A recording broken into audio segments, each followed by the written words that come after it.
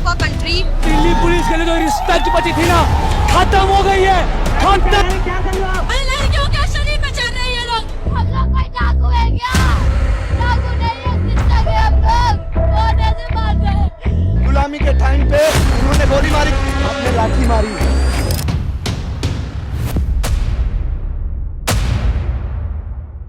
वहाँ जो लाठीचार्ज हुआ पुलिस का, जी क्या वो सही हुआ था? नहीं सर, दिल्ली पुलिस ने वहाँ 5 किलोमीटर के रेडियस में जैमर लगाया था। मतलब दिल्ली पुलिस इस चीज के लिए रेडी थी कि जनता आने वाली है, तभी जैमर लगाया कि अगर इस्तीफा हो जाएगा तो एकदम से ओवरनाइट एजुकेशन सिस्टम अच्छा हो जाएगा। इस्तीफा इसलिए ज़रूरी था कि जब इस्तीफा होगा तो जो अगला मिनिस्टर आएगा उसको पता रहेगा कि ये मुद्दों को लेकर बच्चों ने घेर लिया था, ये अब अगर मेरे कार्यकाल में हो गया तो मेरी कुर्सी पर भी बात आ सकती है, मुझे बहुत ध्यान देना चाहिए। उन्होंने एकदम से नारा लगाया, नीम का पत्ता कड़वा है, Narendra Modi dash dash dash. मैं विजेता दहिया को वो नहीं कर रही, डिफेंड नहीं कर रही, क्योंकि मुझे उसकी काफ़ी सारी स्टेटमेंट्स बहुत प्रॉब्लमैटिक लगती हैं। वो इंसान मुझे समझ में नहीं आता काफ़ी चीज़ों को लेकर, सीजेपी के कार्यकर्ताओं और वॉलंटियर्स की वो मैनेज नहीं कर पाए, वो लोग फ्रंट पे नहीं थे। कुणाल कामरा जी ने एक ऐसा बयान किया था जो कि बहुत सारे लोगों को दिल को आहत किया था, क्या वो सही था? ये कहा गया कि वो स्टेटमेंट था सीता का पति क्या कर लेगा। सीता के पति का नाम ले लेके नीता के पति का नाम कर, जो कि बहुत ही गुस्सा आती है जब आप सुनते हो कि आप ऐसे कैसे कह सकते हो प्रभु श्री राम के बारे में। आपकी सिक्योरिटी पर सवाल है बहुत बड़ा कि फॉरेन फंडिंग कैसे आ पा रही है हिंदुस्तान में अभी तक। क्या किया फिर आपने सिक्योरिटी के लिए, उसे सिक्योर करने के लिए नेटवर्क को, ये भी मेरा सवाल है। क्योंकि भीमराव अम्बेडकर भगवान नहीं है, ठीक है? या तो ये बात श्री राम या जीसस की नहीं है, ये बात है भीमराव अम्बेडकर की, जो कि एक फ्रीडम फाइटर थे। हमारे कॉन्स्टिट्यूशन में उनका बहुत बड़ा हाथ रहा है, तो वो भगवान नहीं है, तो वो किसी पर्टिकुलर जाति विशेष से तो कनेक्टेड हो ही नहीं सकते। अगर आपको कुणाल कामरा की स्टेटमेंट से प्रॉब्लम है, आप उसको पकड़िए, उससे बात करिए। आप पर्टिकुलर मूवमेंट को बदनाम क्यों कर रहे हैं? क्या आप भी शिक्षा के विरोध लोग हैं क्या जो ऐसा कर रहे हैं? किसी लड़की के साथ कोई बलात्कार करता है तो जंतर मंतर पे इतना हंगामा कट रहा था, जहाँ प्रशासन की, शासन की सब गलतियों को दिखा रहे थे। जब उस बच्ची के साथ गया हुआ तो वहाँ कोई न्याय देने नहीं गया।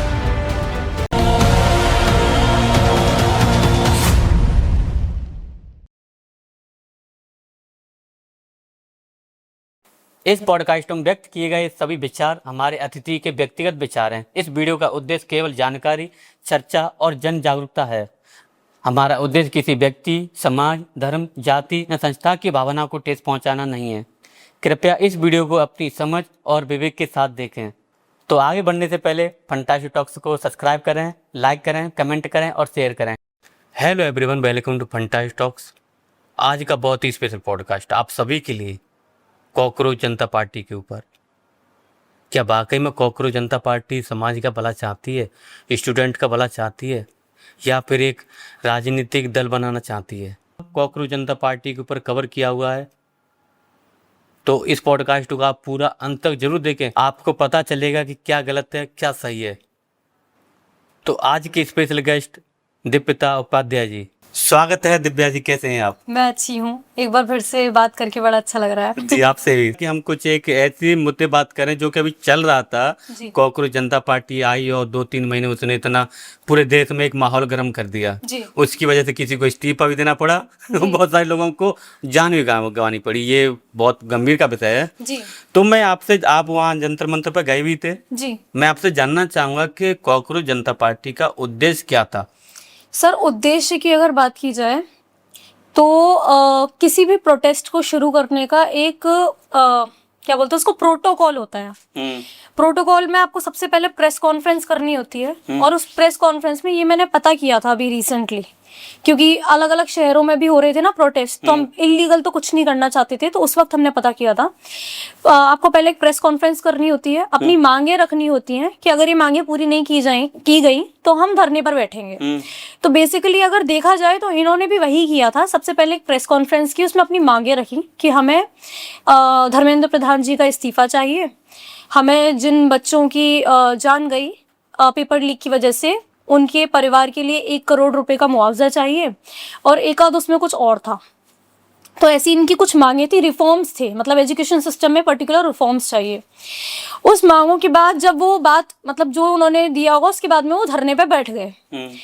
वो धरने पर बैठे थे पहले, बाद में उन्हें सोनम वांगचुक जी ने ज्वाइन किया हंगर स्ट्राइक के रूप में। उससे पहले हंगर स्ट्राइक नहीं थी।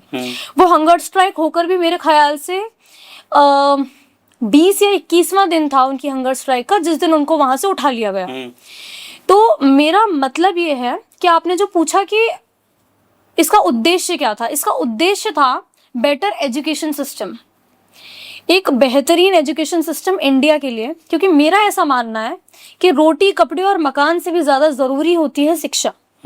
ऐसा मैं इसलिए कह रही हूँ क्योंकि एक अच्छी शिक्षा, एक बेटर एजुकेशन सिस्टम ना तो सिर्फ स्टूडेंट्स के लिए बेनिफिशियल है बल्कि पूरे देश के ओवरऑल विकास और डेवलपमेंट के लिए भी जरूरी है।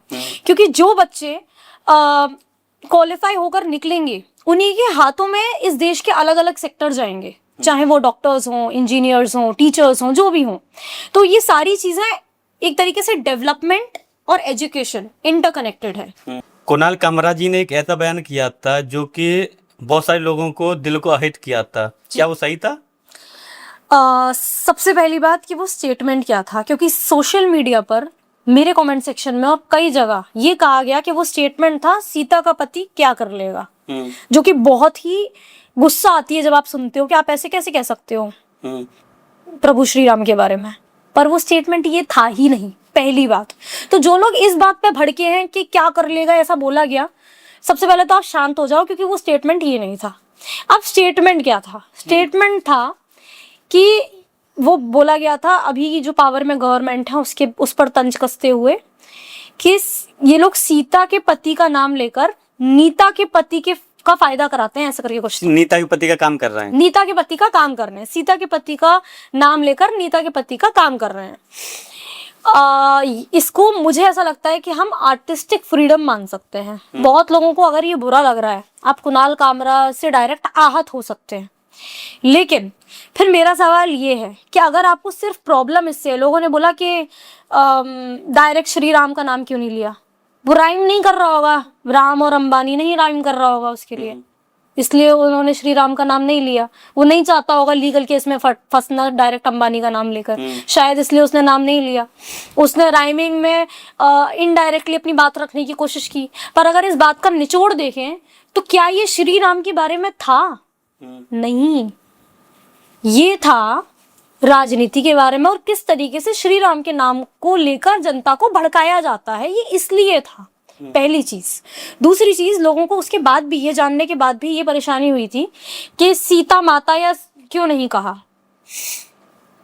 सबसे पहली बात, जब भी हम बोलते हैं जय सिया राम, जय सिया जी राम जी क्यों नहीं बोलते हम? वो एक बोलने का तरीका है, राम राम, जय सिया राम, जय श्री राम, तो हम क्यों नहीं लगा रहे जी? अब आप बोलोगे कि नहीं ये बात वो नहीं है, ये बात है कि आपने इज्जत से नहीं कहा। आप किसी के मन में झांक के नहीं देख सकते कि उसने इज्जत से कहा या नहीं कहा।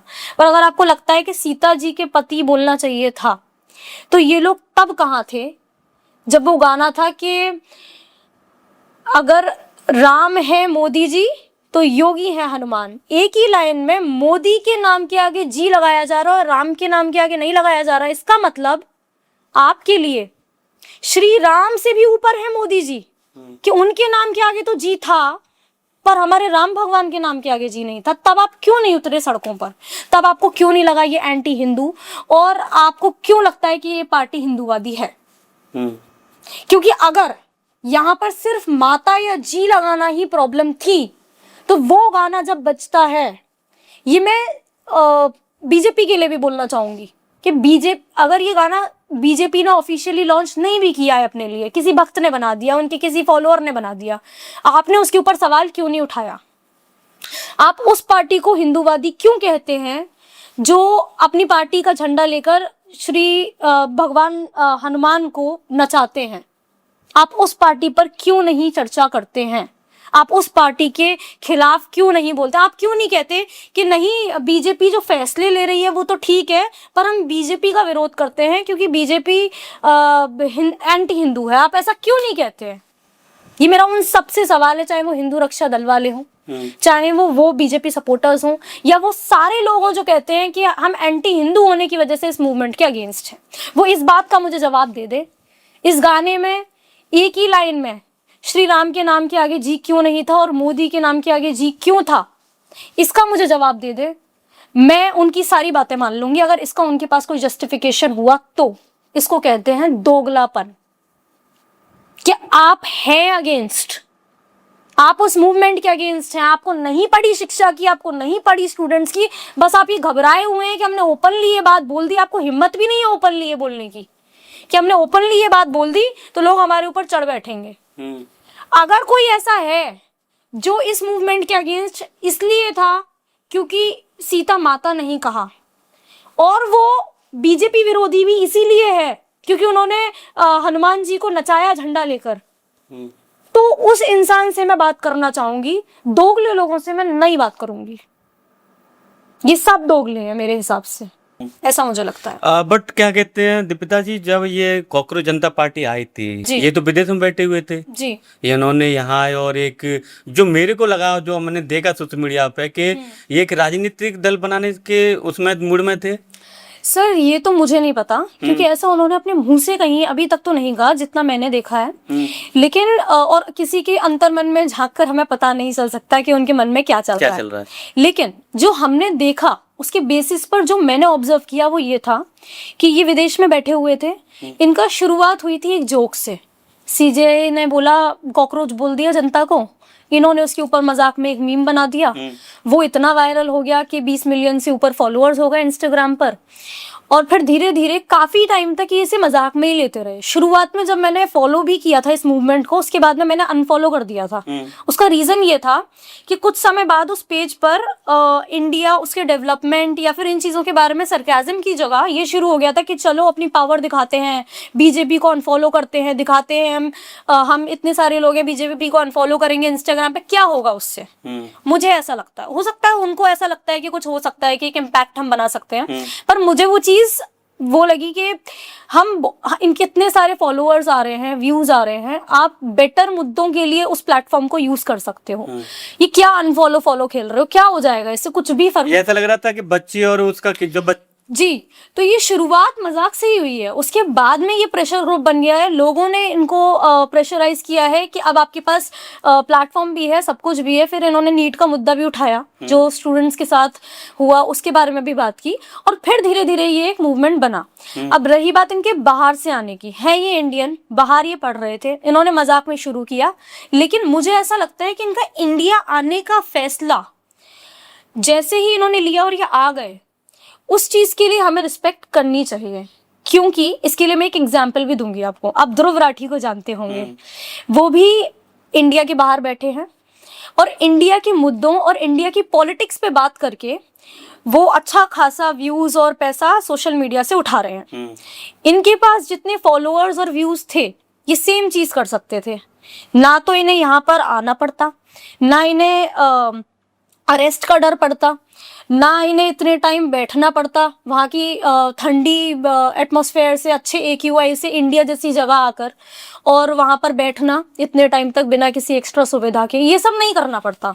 अच्छा पैसा कमाते, सब कुछ करते, तो वो एक आसान रास्ता था जो ध्रुव राठी वाला था। पर फिर भी अगर यहाँ पर आ ही गए हैं, अगर उनका उद्देश्य पॉलिटिकल ग्रुप बनाने का है भी, तो वो बात की बात है। पर अभी हमारा मुद्दा उठा रहे हैं वो, और उसके लिए हमें सपोर्ट करना चाहिए, वरना कोई क्यों उठाएगा, क्योंकि पॉलिटिकल पार्टी तो कोई उठा नहीं रही है।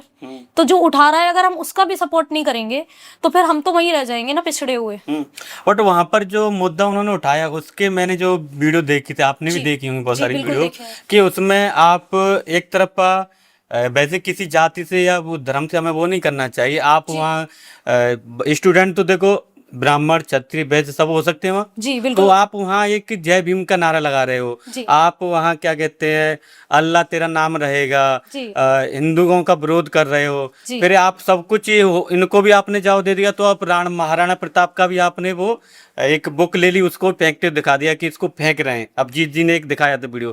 तो इनके चक्कर में मतलब क्या उसमें जो पेपर लीक हुए, जो स्टूडेंट्स हैं, उसमें सभी जाती हैं।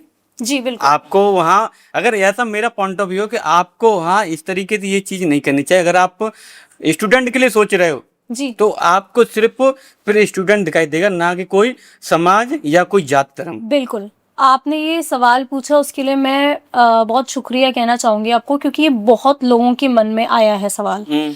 और इसका जवाब मैं 1 बाय 1 दूंगी। पहला आपका क्वेश्चन था जय भीम का नारा। मेरे हिसाब से जय भीम का नारा किसी जाति विशेष का नारा नहीं है। जाति विशेष उसे बोलती है क्योंकि उन्हें ऐसा लगता है कि भीमराव अंबेडकर जी ने हमारा स्तर सोसाइटी में ऊपर करने के लिए काफी कुछ किया, तो वो उनको मानती है क्योंकि भीमराव अंबेडकर भगवान नहीं है। ठीक है, या तो ये बात श्री राम या जीसस की नहीं है, ये बात है भीमराव अंबेडकर की, जो कि एक फ्रीडम फाइटर थे। हमारे कॉन्स्टिट्यूशन में उनका बहुत बड़ा हाथ रहा है, तो वो भगवान नहीं है, तो वो किसी पर्टिकुलर जाति विशेष से तो कनेक्टेड हो ही नहीं सकते। अब उस जगह पर जय भीम के नारे क्यों लगाए गए? क्योंकि जय भीम का नारा इसलिए लगाया गया क्योंकि भीमराव अंबेडकर का हमारे देश में एजुकेशन को लेकर जो रोल रहा है वो हम सब जानते हैं। इसीलिए वो नारा वहां लगाया गया कि हम एक फ्रीडम फाइटर को उठाएं, जिनका हमारी कॉन्स्टिट्यूशन की वजह से ही तो हम वो प्रोटेस्ट कर पा रहे थे, वो हमें वो अधिकार देती है, और वही हमें एक अच्छी शिक्षा का भी अधिकार देती है, अकाउंटेबिलिटी का भी अधिकार देती है। तो मैं उसे पर्सनली किसी जाति विशेष का नारा नहीं मानती। मैंने भी वहां जय भीम के नारे लगाए थे, मैं एक ब्राह्मण हूँ। फिर उसमें एक देवी वो जो महिला थी वो बस अल्लाह नाम तेरा रहेगा, नाम रहेगा, अल्लाह का, अल्लाह तेरा नाम रहेगा नहीं, बस नाम रहेगा अल्लाह का। ये फैज अहमद फैज की एक कविता है, और इस कविता का किसी भी धर्म से आप सर्च कर सकते हैं। जितने भी लोग वीडियो देख रहे हैं वो खुद सर्च कर सकते हैं। मैं चाहती हूँ कि आप जब भी कुछ देखें तो सभी लोग खुद सर्च करें। वो एक कविता है, वो क्रांति से रिलेटेड है, और उसका किसी भी धर्म से कोई लेना देना नहीं है। जब बात करते हैं बस नाम रहेगा अल्लाह का, तो एक सवाल मैं आपसे पूछना चाहती हूँ कि अल्लाह कौन है आपके हिसाब से?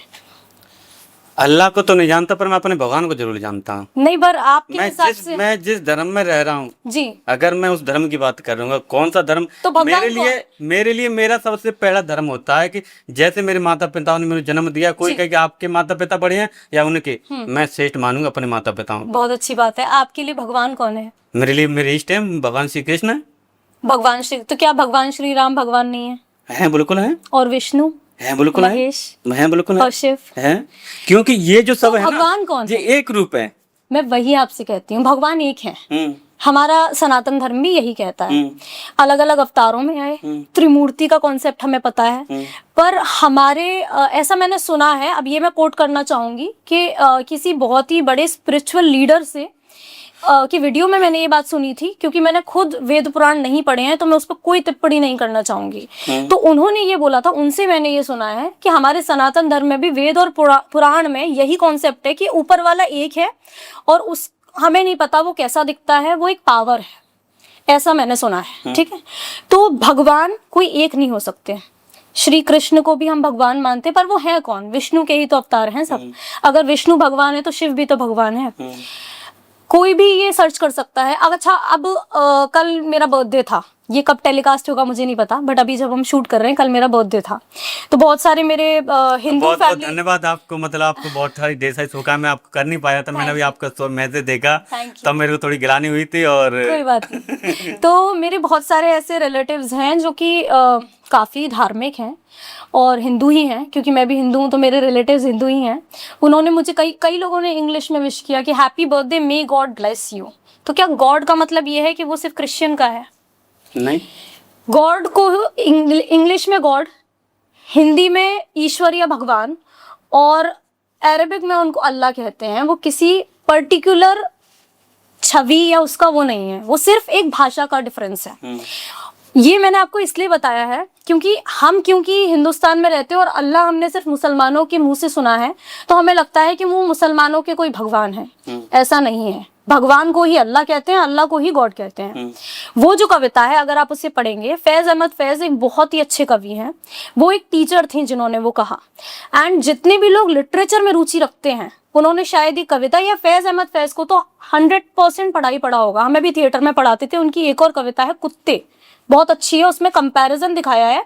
मतलब जब आप उस कविता को पढ़ेंगे तो वो जो सड़क के आवारा कुत्ते होते हैं ना, उन पर भी फिट बैठती है, और वही कविता कोई ऐसा इंसान जो किसी के अंडर है, मतलब मजबूर है, किसी के नीचे काम कर रहा है, वो जॉब वाला इंसान हो सकता है, या कुछ कुछ लाइंस देश की जनता के ऊपर, आवाम के ऊपर, मतलब कोई भी कमजोर व्यक्ति, उस पर भी सटीक फिट बैठती है।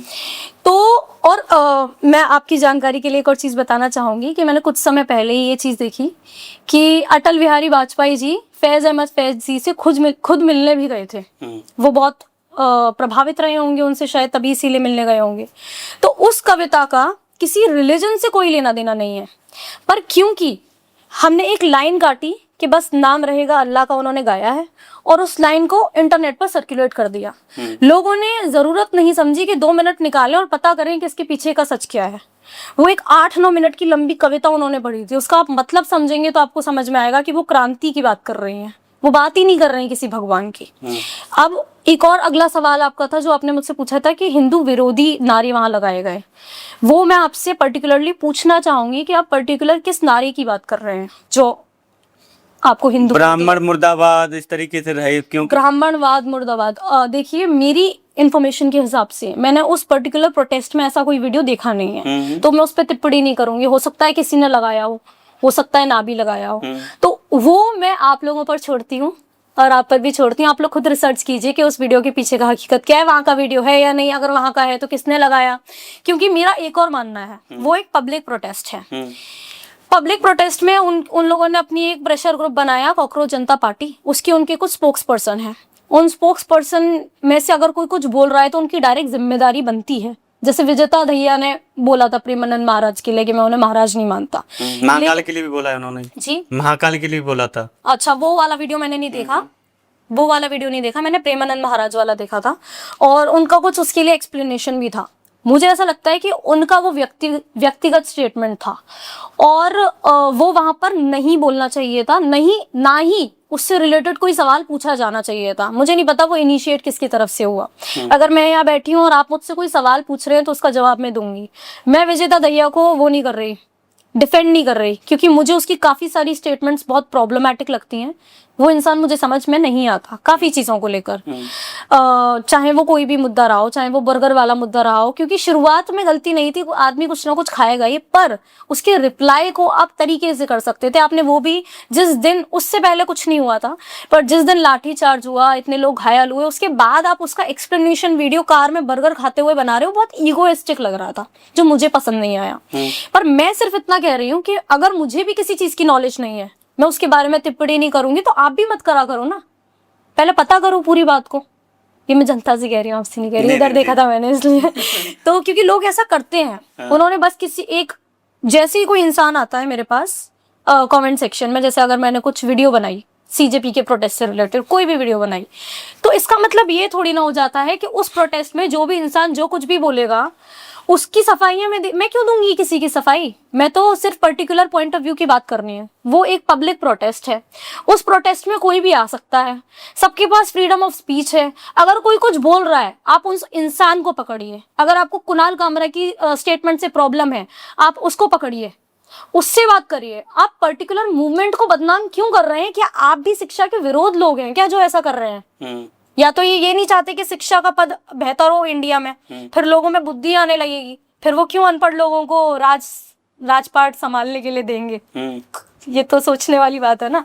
तो शिक्षा को तो कोई भी, मुझे नहीं लगता ऐसा व्यक्ति जो खुद पढ़ा लिखा ना हो और वो किसी पद पे बैठा हो, मुझे नहीं लगता वो इतना कुछ बहुत ज्यादा शिक्षा को प्रमोट करना चाहेगा। मुंह से भले ही बोले, अंदर ही अंदर नहीं करना चाहेगा, क्योंकि वो समझ जाएगा कि जिस दिन शिक्षित हो गया भारत, सबसे पहले तो मेरी कुर्सी पे बात आएगी। ये लोग क्यों चाहेंगे कि हम पढ़े लिखे हैं और हमारा नेता अनपढ़ हो? तो ये मुझे ऐसा लगता है। सोनम वांगचुक को उन्होंने धरना दिया जी, उसमें मैंने वीडियो देखी और काफी चर्चित में रहे जी। उन्हीं की वजह से इतना ये लंबा चला भी था। बताते हैं कि कुछ फंड आता था विदेश से, बाहर से। आपका ये जो सवाल है ये already ministry of external affairs clear कर चुकी हैं ऑन स्टेज। जब धर्मेंद्र प्रधान ने इस्तीफा दिया उसके आसपास ही, उससे थोड़ा पहले या बाद में, उन्होंने क्लियर किया है आके कि हमारी इंटेलिजेंस ने सारी चीजें चेक की हैं और किसी फॉरेन फंडिंग का कोई सबूत नहीं मिला है। अब ये जो फॉरेन फंडिंग वाली बात थी, ये जितना मेरी नॉलेज में है, मैं कंफर्म तो नहीं कह सकती, नहीं, बट जितने लोगों से मैंने सुना ये मीडिया के थ्रू फैलाई गई, मेन स्ट्रीम मीडिया।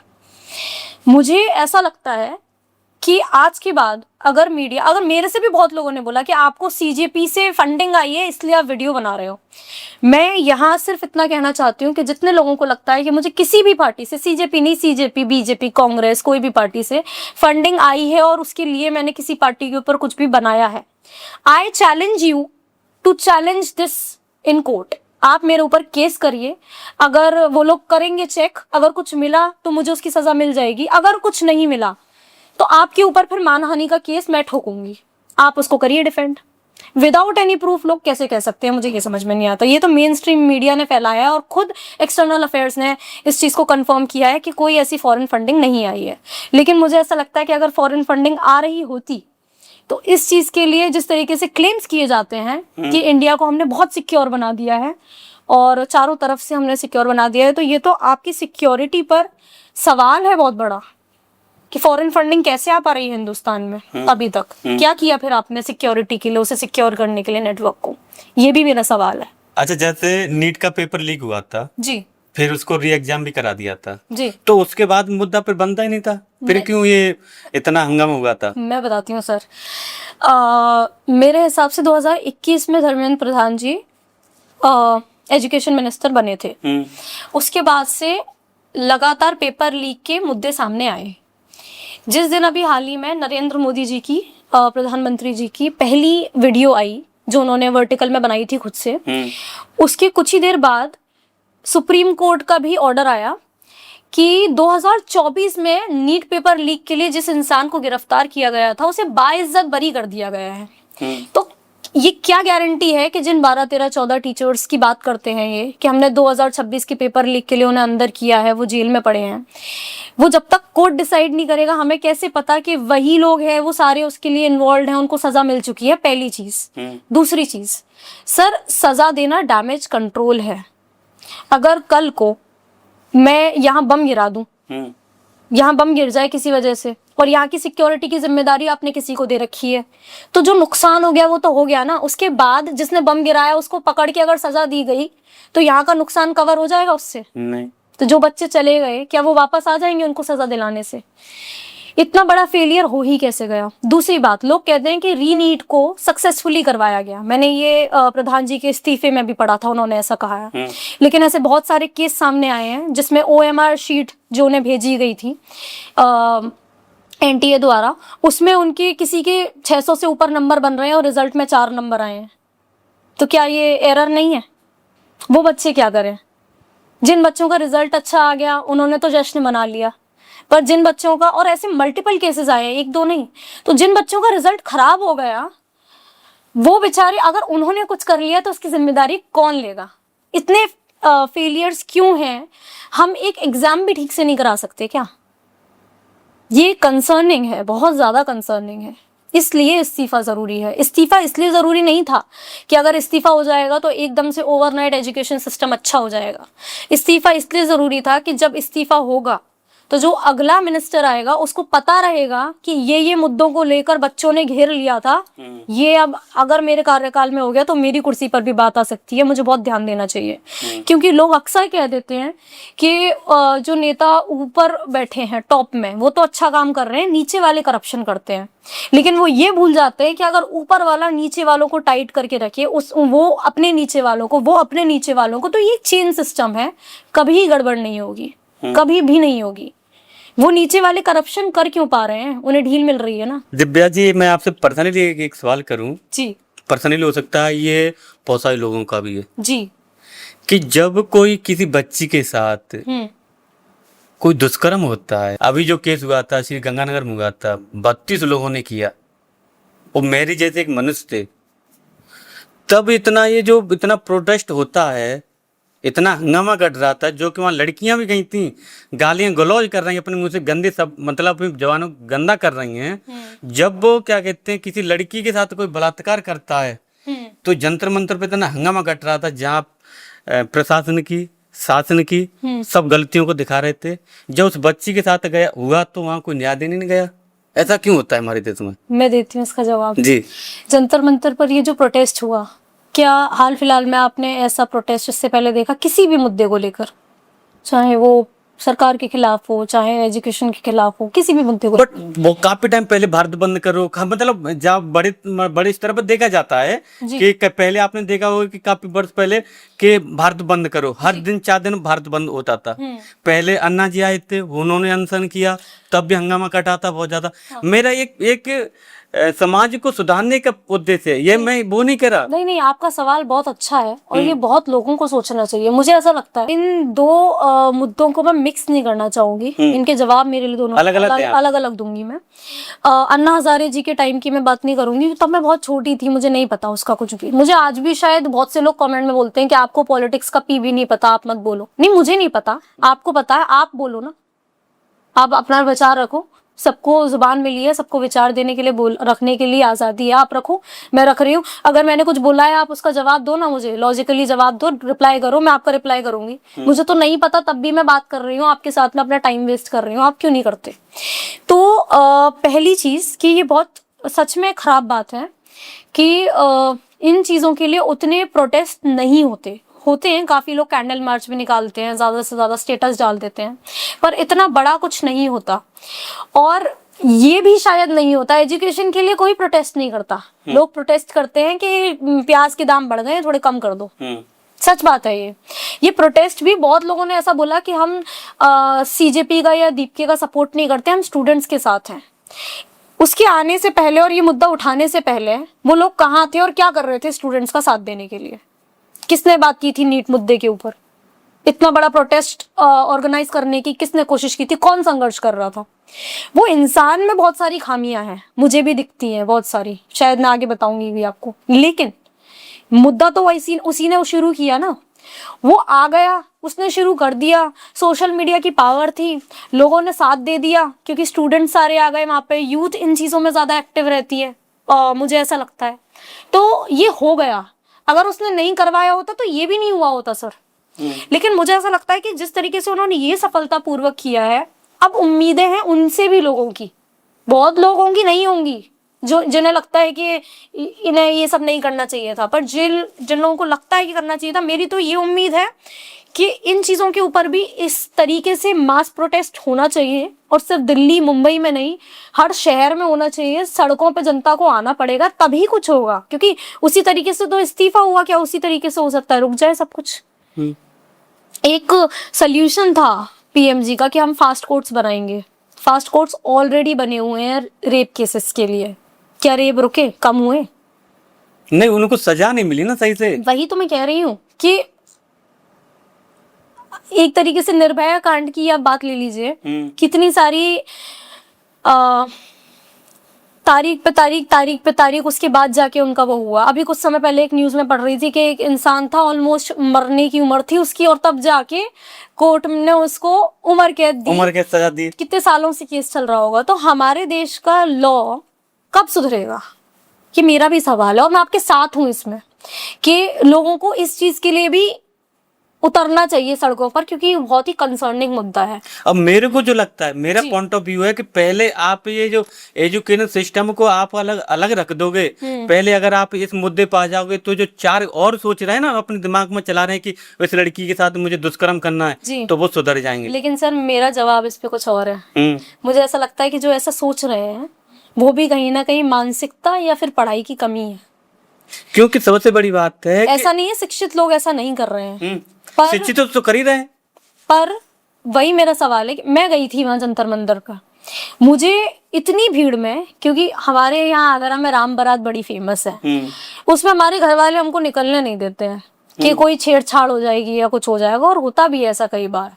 अब हम तो हमारा इतना पवित्र वो है राम बारात, उसको लेकर भी मुद्दा नहीं बनाते हिंदू दल वाले कि हमारे ये जो इवेंट्स हो रहे हैं धार्मिक, इसमें अगर कोई भी छेड़खानी कर रहा है तो, अगर कोई छेड़खानी कर रहा है तो बगल वाला उसको कुछ कहेगा नहीं, पर जंतर मंतर पे जो मैंने फील किया, मुझे इतना सा भी as a women insecure feel नहीं हुआ कि कोई एडवांटेज उठाएगा, कोई छेड़छाड़, या किसी ने भीड़ में भी अगर अब स्टैम्पीड लाइक सिचुएशन है, उसमें धक्का मुक्की हो रही है जैसे कुंभ में हो जाती है ना, तो उस सिचुएशन में तो धक्का लगेगा ही, नॉर्मल सी बात है।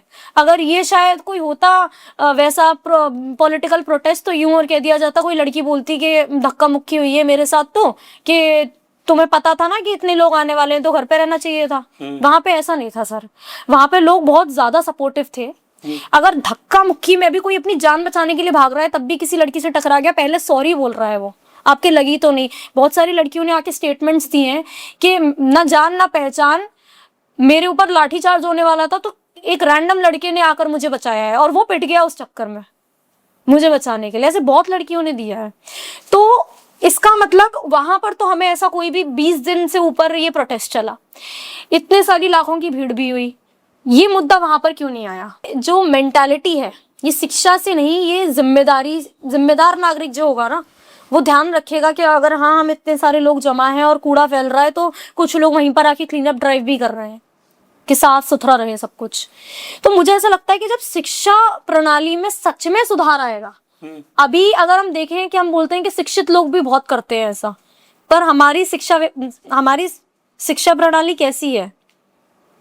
ऐसे बहुत सारे केसेस है करप्शन में, आज भी बहुत लोगों के पास डिग्री है और उन्हें उस सब्जेक्ट का ABC नहीं पता होता, पर डिग्री है। नहीं, अभी मैंने ये भी एक क्या कहते हैं, वहाँ बहुत सारे बच्चों से मीडिया वालों ने पूछा था कि आप किसके उसमें आए हो, कि हम बोले कि नीट के लिए। बोले उन लोगों को नीट की आप कर रहे हैं, बोले हाँ कर रहे हैं, उसको नीट की फुल फॉर्म नहीं पता है। सर नीट की फुल फॉर्म तो मुझे भी नहीं पता है, पर मैं नीट कर भी नहीं रही हूँ, पर मुझे ये पता है। आप तो कर नहीं रहे हो ना, हाँ। मतलब जो कर रहा है उस स्टूडेंट को पता भी नहीं उसकी सर वो मुझे ऐसा लगता है कि लाखों की भीड़ में हर इंसान बिल्कुल ऐसा वैसा नहीं आ सकता, पर वो अगर आया है शिक्षा के लिए, अब ये भी तो शर्म की बात है कि अगर वो नीट कर रहे हैं और उन्हें नीट की फुल फॉर्म नहीं पता, तो हमारी शिक्षा व्यवस्था कैसी होगी आप सोचिए ना।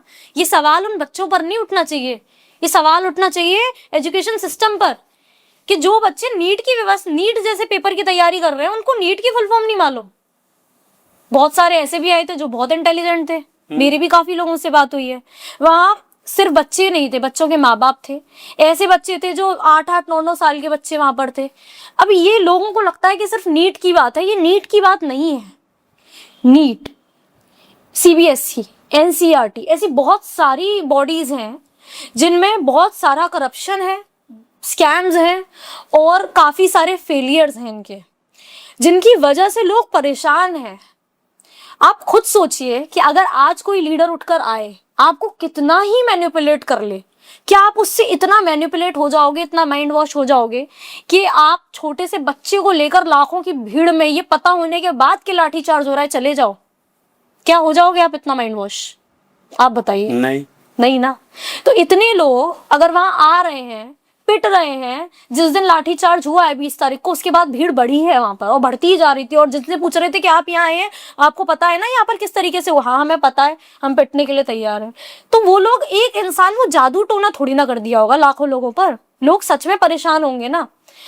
होता क्या है कि हमें ऐसा लगता है कि हम ऐसा बोलते हैं कि उस प्रोटेस्ट में लोग मुद्दे से भटक रहे थे, पर हम मुद्दे से भटक जाते हैं। हम भूल जाते हैं कि वो जो प्रोटेस्ट हो रहा है उसकी मांगें क्या है। वो लोग अच्छी शिक्षा व्यवस्था मांग रहे हैं, हम उसमें साथ तो दे नहीं रहे हैं, हम डिमोटिवेट और कर रहे हैं। लाखों की भीड़ में हम कैसे गारंटी ले सकते हैं कि एक एक इंसान अच्छा होगा या एक एक इंसान बुरा होगा? दोनों ही नहीं ले सकते। पर मैंने ऐसे में 2 दल देखे, प्रो CJP जो कह रहे थे कि सब बच्चे बढ़िया थे, एक भी बुरा नहीं था, ऐसा नहीं हो सकता।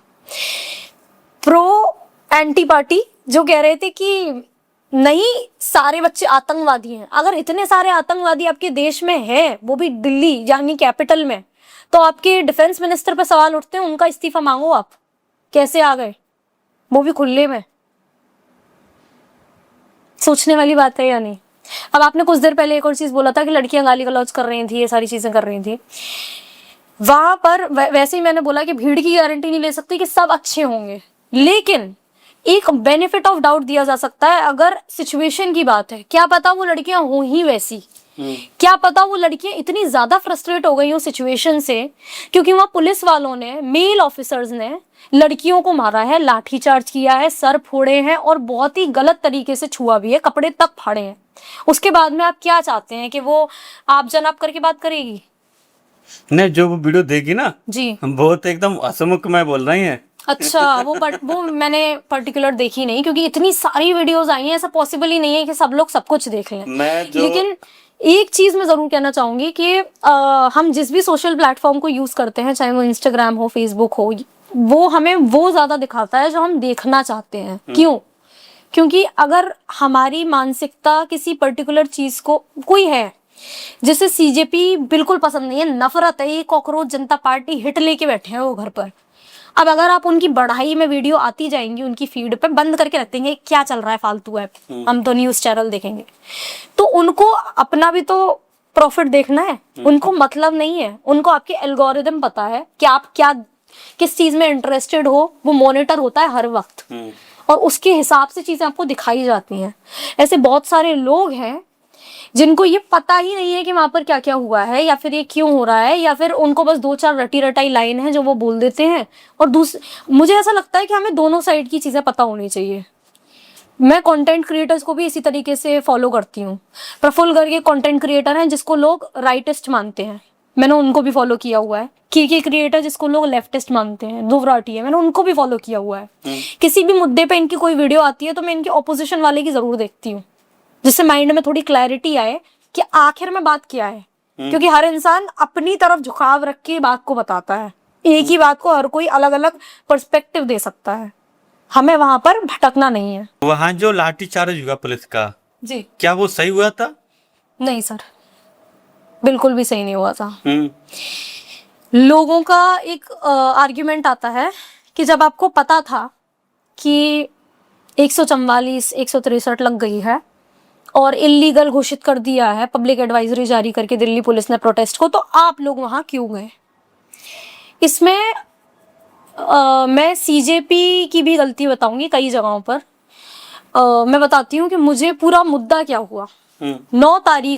9 जुलाई वो पहला दिन था जब इन्होंने चलो संसद मार्च 20 तारीख को हमारी है उसका पहला वीडियो डाला। 9 तारीख से लेके 19 तारीख तक जो चीज प्रमोट हो रही है उसको 19 तारीख को आप इलीगल अगर घोषित कर रहे हैं, आप पहले कहाँ थे जब ये रोज प्रमोट कर रहे थे? पूरे इंडिया से आपको पता था कि बच्चे आ रहे हैं, लोग आ रहे हैं। आपको कैसे लग गया कि जनता एक बार सड़कों पर आ गई तो वो आपका इलीगल नोटिफिकेशन सुनकर घर लौट जाएगी? जनता नहीं संभलती किसी पे, इन पे भी नहीं संभल रही थी। वहां पर जो भी प्रॉब्लम्स हुई, मिसमैनेजमेंट हुई, उसमें पहली गलती थी सीजेपी के कार्यकर्ताओं और वॉलंटियर्स की। वो मैनेज नहीं कर पाए, वो लोग फ्रंट पे नहीं थे। जनता पहुंच गई थी लास्ट बैरिकेड तक। इनका ऐसा कहना था कि हमने मना किया था कि बैरिकेड्स मत तोड़ना जनता से, लेकिन आपने किसको मना किया था? सोशल मीडिया पे तो, क्योंकि मैंने तो अभी तक ऐसा कोई वीडियो नहीं देखा, अगर हो तो मुझे पता नहीं, आपने जंतर मंतर पे मना कर दिया होगा। कितने लोग आ गए थे जंतर मंतर पर? सड़कों पर भीड़ थी सर, उसी दिन सुबह भीड़ आई थी लाखों की। उनको कैसे पता कि बैरिकेड्स नहीं जंप करने, पहले पे ही रुक जाना है, जब तक ये खोलेंगे नहीं आगे नहीं जाना है, रूल्स मानते हुए चलना है। क्या लाखों लोगों की गारंटी आप ले सकते हो सिर्फ बोलकर, जब आप फ्रंट पे हो ही नहीं? तो आप अगर फ्रंट लाइन में उनके साथ चलते, वो लोग तो पहुंच गए थे वहां। मेरी बात हुई है, जो भीड़ सबसे पहले उधर पहुंची है ना, उसमें से किसी से मेरी बात हुई है, वो वहां पहुंच गए थे। और वहां पहुंचने के बाद कोई लीडर ही नहीं था। अगर अंदर से संसद से लोग आ भी जाते कि हाँ चलो क्या मांगे हैं, तुम्हारी बात करनी है, किससे बात करते? लीडर ही नहीं है, कौन जाता ज्ञापन देना? जनता का काम था सिर्फ संसद तक पहुंचना। मिसमैनेजमेंट और भी कारणों की वजह से हुई। दिल्ली पुलिस ने वहां 5 किलोमीटर के रेडियस में जैमर लगाया था। मतलब दिल्ली पुलिस इस चीज के लिए रेडी थी कि जनता आने वाली है, तभी जैमर लगाया गया था। इस चीज के लिए थी रेडी वो कि जनता आने वाली है, इसीलिए जगह जगह बैरिकेटिंग हुई थी, बसेस लगाई गई थी आड़ी करके कि लोग ना निकल पाए। तो क्या दिल्ली पुलिस अगर उसको लीगल कर देती इलीगल करने की जगह, तो मुझे ऐसा लगता है कि इतना पमाड़ा नहीं फैलता जितना फैला। इलीगल करके आपने बोल दिया कि इस बैरिकेड से आप इधर आप आए तो इलीगल है, लोग आए, आपने लाठी चार्ज किया।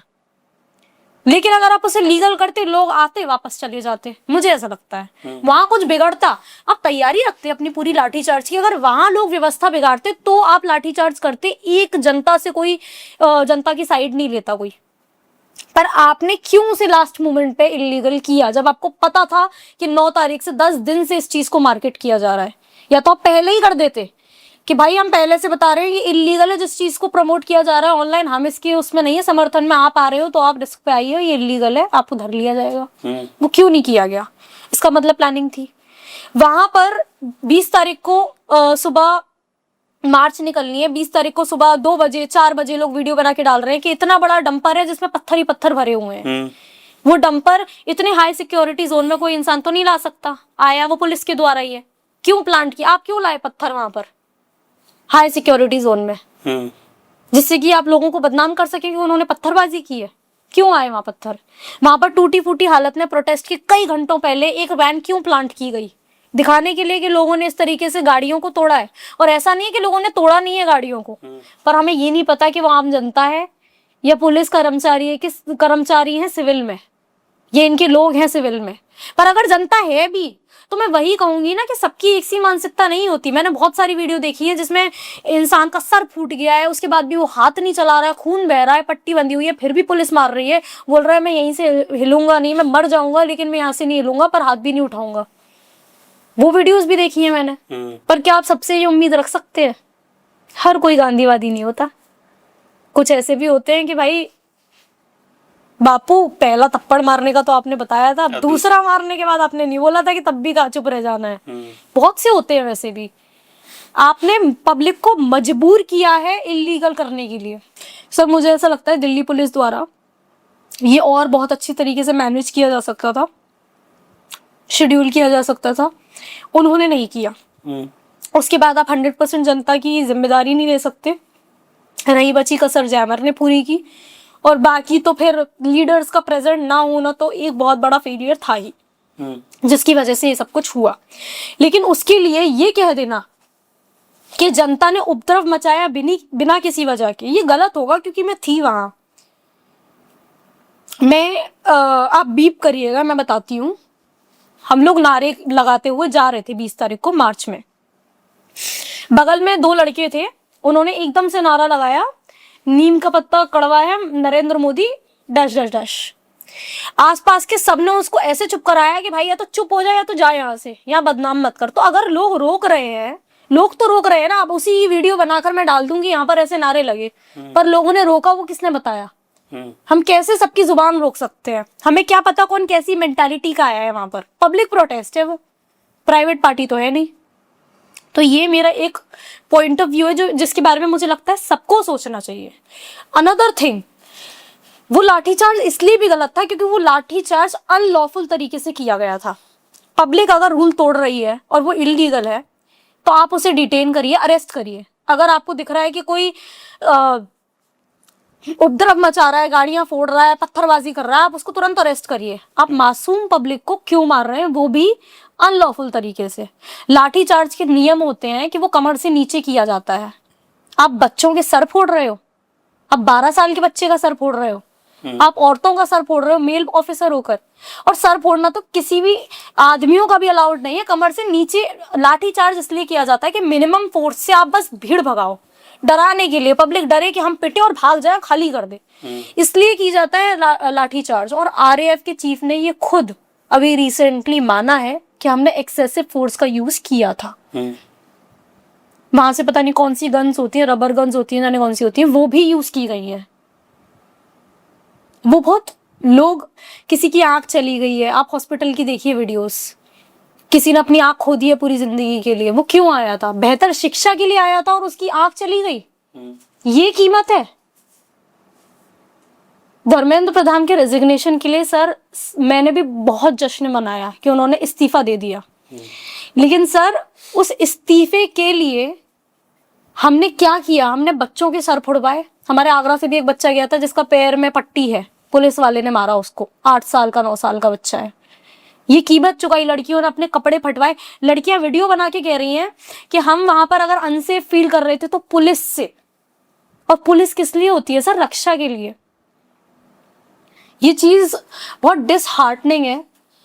और उस प्रोटेस्ट के बाद जब भी मैं स्पेशली दिल्ली पुलिस के किसी भी कॉप को देखती हूँ, मुझे अंदर से बड़ा नफरत फील होती है सर। अगर आप कहते हैं कि वहां बच्चों की भीड़ टेररिस्ट माइंडसेट की थी, तो ये क्या था? इन लोगों की कीलें क्यों थी इनके लाठियों में? ऑन द स्पॉट पकड़ के वीडियोस वायरल हुई हैं सर, पब्लिक ने बनाई है। इनकी लाठियों में कीलें क्यों थी? इन्होंने गन्स क्यों फायर की? मोटर टैंक तो मैंने वहां नहीं देखा दिल्ली प्रोटेस्ट में। आंसू गैस के एक्सपायरी कैंस छोड़े गए। एक्सपायरी वो कितनी हार्मफुल है लंग्स के लिए, 1 साल पुरानी एक्सपायरी, वहां भी स्कैम किया आपने। आपको शर्म नहीं आई ये करते हुए? आपको फील नहीं हुआ कि आप किसी बच्चे पे हाथ उठा रहे हो? आपको फील नहीं हुआ कि आप किसी लड़की को मार रहे हो, उसके कपड़े फाड़ रहे हो? आप क्या हो? आप रक्षक हो, भक्षक हो मेरे हिसाब से तो। मुझे बिल्कुल सर ऐसा नहीं लगता कि ये इस्तीफा उस लॉस को भर सकता है जो इस इस्तीफे को रोकने के लिए जो लॉस हुआ है ना 20 तारीख को, वो बिल्कुल भी सही नहीं था। वो बहुत खराब था। और मेरे लिए इस वक्त ये वीडियो जो भी देख रहा है, अगर आप 20 तारीख के लाठी चार्ज को एथिकल मानते हैं या उसको सपोर्ट करते हैं, बेहतर होगा आप मुझे अनफॉलो कर दीजिए और मेरे सामने ना पढ़िए, क्योंकि मुझे उस इंसान से नफरत है जो उस चीज को जस्टिफाई कर सकता है। नफरत, चाहे वो मेरा फैमिली मेंबर ही क्यों ना हो, मेरा कितना भी अच्छा रिश्तेदार हो, अगर आप इस हैवानियत को जस्टिफाई कर रहे हैं, मेरे दिल में आपके लिए सिर्फ नफरत है, सिर्फ नफरत। प्रहलाद जोशी जी क्या कहते हैं शिक्षा मंत्री बने गए, तो इनसे आप क्या उम्मीद करते हैं? सर इनसे मैं ये उम्मीद करती हूँ कि जो भी इस पिछले 1-2 महीने में देश में हुआ उससे सीख लें। एजुकेशन की जो जड़ें कमजोर जहां से हैं वहां से सुधारने की कोशिश करें। इनका काम नहीं है एक छोटे हर एक स्कूल में जाकर उस स्कूल का दौरा करना, हर स्कूल में जाकर तो नहीं पॉसिबल है, लेकिन इनकी जिम्मेदारी है कि एटलीस्ट एजुकेशन में तो करप्शन 0 कर दें। जो गवर्नमेंट स्कूल्स एंड कॉलेजेस हैं उनकी, मुझे ऐसा लगता है सर इन सारी चीजों के लिए ना स्पेशली इंफ्रास्ट्रक्चर, ऐसे एप्लीकेशंस लॉन्च होने चाहिए, और अच्छे बग्स वाले नहीं कि हम खोल रहे हैं और हम उस पर कुछ दर्ज ही नहीं कर पा रहे हैं, जो पब्लिक के लिए अवेलेबल हो, कोई भी पब्लिक कभी भी खोल पाए, जिस पर अगर किसी स्कूल में प्रॉब्लम है, किसी कॉलेज में प्रॉब्लम है, उसकी वीडियो हम बनाएं या हम उसकी कंप्लेंट करें, पब्लिक पोर्टल पे वो जाए, वो सीधा देख पाए एजुकेशन मिनिस्टर जी, उस पर क्या एक्शन हुआ वो भी पब्लिक के लिए हो उसी वेबसाइट पर, और लोगों के रिव्यूज हो जनता के कि जो एक्शन लिया गया है क्या वो सच में लिया गया है, क्योंकि बहुत ज्यादा धांधलेबाजी होती है, रिकॉर्ड्स को बहुत डाइवर्ट किया जाता है सर, डेटा को ऑल्टर किया जाता है। एक जगह काम करेंगे उसकी फोटो खींच के 40 जगह डाल देंगे, सबका बजट पास करवा लेंगे। क्या है ये? और मुझे ये समझ में नहीं आता कि ये लोग चैन से सोते कैसे हैं और इन्हें के ऊपर वाले का खौफ नहीं है। मुझे बहुत नफरत है करप्शन से सर। इंडिया के अंदर पूरी इंडिया की गारंटी तो मैं नहीं ले सकती, पर मेरे शहर में बिना रिश्वत दिए लाइसेंस बनवाना भी बहुत बड़ा टास्क है। प्रधानमंत्री जी बोलते हैं कि डिजिटल भारत है, अब हमारे पास एक सुविधा है, डिजिटल हम लाइसेंस बनवा सकते हैं घर बैठे, हमें कहीं जाने की जरूरत होती है। साइबर कैफेज की अब हमें उतनी जरूरत पड़ती नहीं है, हम फॉर्म्स भी खुद ही भर लेते हैं। सर वो वेरिफिकेशन ही नहीं होती। आप लर्नर लाइसेंस के लिए स्टॉल ऐप पे लगे रहो, वो वेरीफाई ही नहीं कर रहा है, वो डाउन पड़ा है। और आप बाहर जाओ तो लोग बोल रहे हैं लाओ 2000 रुपए दो, हम बना के दे देंगे लाइसेंस, आना भी नहीं पड़ेगा टेस्ट देने। क्या है ये? जब लाइसेंस में है ये, तो क्या पता कितनों की डिग्री फर्जी है। सर मुझे ऐसा लगता है कि ऐसा मैंडेटरी रूल कर देना चाहिए कि अगर आप किसी भी तरीके के सरकारी कर्मचारी हैं, चाहे आप पीएम हो, सीएम हो, एजुकेशन मिनिस्टर हो, एंड स्पेशली एजुकेशन रिलेटेड सारे कर्मचारी, चाहे वो सरकारी टीचर्स हो, पीयून हो, कोई भी हो, सरकारी जॉब वाला हर व्यक्ति, आईएएस, पीसीएस, सबको ये रूल होना चाहिए कि वो अपने फैमिली में किसी भी बच्चे को प्राइवेट में नहीं पढ़ा सकता।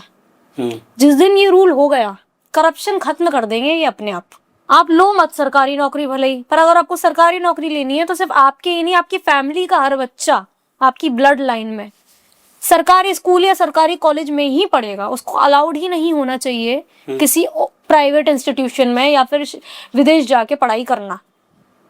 क्योंकि अगर आप अपने बच्चों को, अगर धर्मेंद्र प्रधान जी एजुकेशन मिनिस्टर हैं, उन्हें लगता है कि वो बहुत अच्छे से अपना काम कर रहे हैं, और अगर उनकी बेटी बाहर पढ़ रही है तो इसका मतलब उन्हें बाहर की शिक्षा बेटर लगी होगी इंडिया से।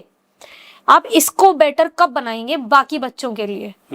वो ये स्टेटमेंट देते हैं कि प्रेसिडेंट की बेटी और काम करने वाली की बेटी, काम वाली की बेटी, दोनों की फीस स्ट्रक्चर सेम तो नहीं होना चाहिए ना, ऐसा बोलते हैं। और वो जो एंकर थी वो हामी भी मिला रहे थे। तो मेरा ऐसा मानना है कि हाँ बिल्कुल ठीक कह रहे हैं वो, कि पीएम की बेटी, पीएम का बच्चा और एक काम वाली का बच्चा, दोनों का फीस स्ट्रक्चर सेम नहीं होना चाहिए, लेकिन जो उन्हें शिक्षा मिल रही है वो सेम होनी चाहिए। शिक्षा का अधिकार सबका है, हर एक व्यक्ति का है, तभी आपका देश बनेगा विश्वगुरु, जो आप कहते हैं कि बन चुका है। पर वो बहुत ऊपर पहुंचेगा, विकास तभी होगा, कोई भी सेक्टर हो, जब शिक्षा व्यवस्था अच्छी होगी। और मैं ये लिखित में कह सकती हूँ कि सिर्फ डिग्री की बात नहीं कर रही, अगर शिक्षा व्यवस्था अच्छी हो गई तो बहुत सारे क्राइम अपने आप ही कम हो जाएंगे, इंक्लूडिंग रेप जैसे सीरियस क्राइम्स। लेकिन हाँ, उनके लिए एक बहुत ज्यादा स्ट्रॉन्ग लॉ अभी भी इस देश में इम्प्लीमेंट नहीं करता है, ऐसा मुझे लगता है। जंतर मंतर पे इतना ये चल रहा था, ये तो बच्चों का था, पर उसके बाद 20 तारीख के बाद में जब इतना हंगामा हुआ, उसके बाद में जो बाहरी दल थे वो ही पहुंचे, जैसे राहुल गांधी जी भी और भी पहुंचे थे। क्या उनका पहुंचना उचित था? सर उचित अनुचित तो नहीं पता, पर ऑपोजिशन का काम होता है कि जो पार्टी पावर में है, अगर उस जनता को उस पार्टी से कोई शिकायतें हैं और वो पार्टी तक नहीं पहुंचा पा रही है, तो वो खुद ब खुद तो नहीं जाएगी योगी जी, मोदी जी या किसी के भी पास। तो ऑपोजिशन का काम होता है जनता की परेशानियों को रखना, उसका मुद्दा रखना और पहुंचाना कि जनता को ये परेशानी है। लेकिन इस देश में ऑपोजिशन को एंटी नेशनल दिखाया जाता है कई बार कि ये तो हमारे विकास के विरोध है, ये तो अपनी रोटियां सेकने आए हैं। अब उनका काम ही ऐसा है, अगर कोई अभिनेता है वो सच में भी रोएगा तो बोलेंगे कि ये तो नाटक कर रहा है। ऐसे ही नेता वो किसी भी मुद्दे पे बात करेगा तो वो यही लगेगा कि वो अपने वोट बैंक के लिए गया है, जो कि काफी हद तक सच भी है। मुझे शिकायत इन लोगों से इस बात पर नहीं है कि ये वहां पहुंचे। जब राहुल गांधी जी पहुंचे पीएम रेजिडेंस के बाहर, तो एक बहुत बड़े नेता को उनसे बात करने के लिए भेजा गया, जबकि महीने भर तक ये स्टूडेंट्स वहां बैठे रहे और वहां इनसे बात करने के लिए कोई नहीं गया। तो ये कहीं ना कहीं पावर तो ऑपोजिशन के पास थी। मुझे शिकायत ऑपोजिशन से ये है कि जब इन बच्चों ने शुरुआत की थी तब आप कहाँ थे? पर अब जब ये प्रोटेस्ट इतना बड़ा बन गया कि लाखों तक पहुंच गया और आपको दिखने लगा कि अब तो ये पॉपुलर हो चुका है, तब आप उनके सपोर्ट में पहुंचे। अगर शुरू से आपने प्रोटेस्ट में सपोर्ट किया होता तो शायद इतने दिन का संघर्ष ना हुआ होता, और हो सकता है 20 तारीख को जो हुआ वो भी नहीं हुआ होता। दिव्यता जी, मैं अगर आपसे पूछूं कि मैं आपको शिक्षा मंत्री एज ए पद पे देखता हूं, तो सबसे पहला बदलाव आप क्या करेंगे स्टूडेंट्स के लिए या देश के लिए? सर सबसे पहला बदलाव मैं करूंगी कि किसी भी परेशान, क्योंकि अब मेरे को पॉलिटिक्स का इन डेप्थ नॉलेज नहीं है कि ड्यूटी क्या होती है, उस बारे में मैं कभी उस पद पे रही नहीं। पर जब मैं बाहर से इसे देखती हूँ तो मुझे ऐसा लगता है जो सबसे पहला काम मैं करूंगी, जो बदलाव मैं करना चाहूंगी, वो मैं करूंगी कि एजुकेशन सिस्टम से करप्शन खत्म करना।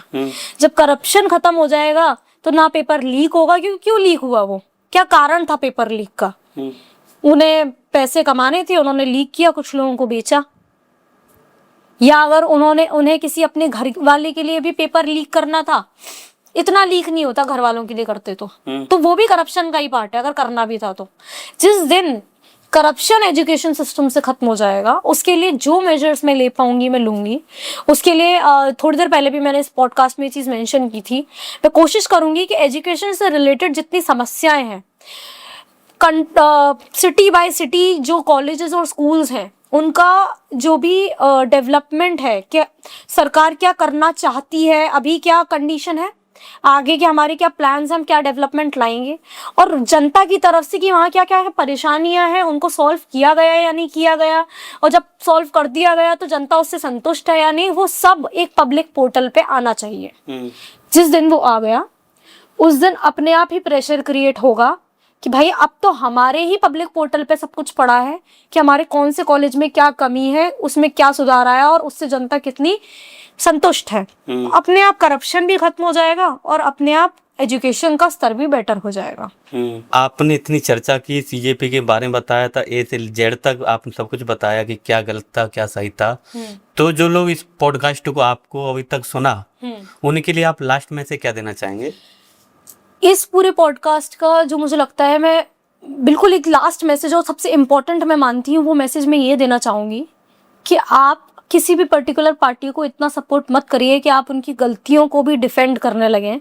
और जब वो पार्टी खुद बोल दे कि फॉरेन फंडिंग नहीं थी, जब वो पार्टी खुद बोल दे कि हाँ हम इस्तीफा देते हैं, तो आपको अंदर से पर्सनल हार महसूस होने लगे, जबकि देश के लिए ये एक जीत है।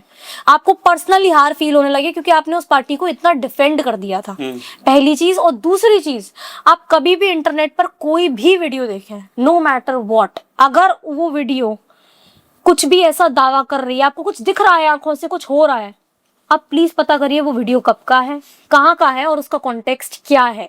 क्योंकि इस दौरान भी कई ऐसे वीडियोज वायरल किए गए जो पुराने थे, कोई 2020 का, 21 का, 22 का, 23 का, 24 का, और बोला गया कि ये 20 तारीख के दिल्ली के वीडियोस हैं। तो इन चीज़ों में मत फंसिए। मिस इन्फॉर्मेशन इंटरनेट पे बहुत सारी है, उससे बच के इंटेलिजेंटली अगर आपको एक अच्छा नागरिक बनना है जिसकी लोग इज्जत करें और वो ये ना सोचे कि अरे यार ये आ गया इसके मुंह कौन लगे, तो आप प्लीज खुद से सारी चीज़ों की पुष्टि करें, और अगर नहीं है इतना समय तो उस मुद्दे पर ना बोलें। इस पॉडकास्ट में आपने दिव्यता जी की बहुत सारी बातों से आप सहमत होंगे, बहुत सारी बातों से नहीं सहमत होंगे। तो ये देखो अपना अपना विवेक है, उन्होंने अपने विचार रखे हैं। तो मिलेंगे किसी दूसरे पॉडकास्ट में, जब तक के लिए हरे कृष्णा, राधे राधे। राधे राधे।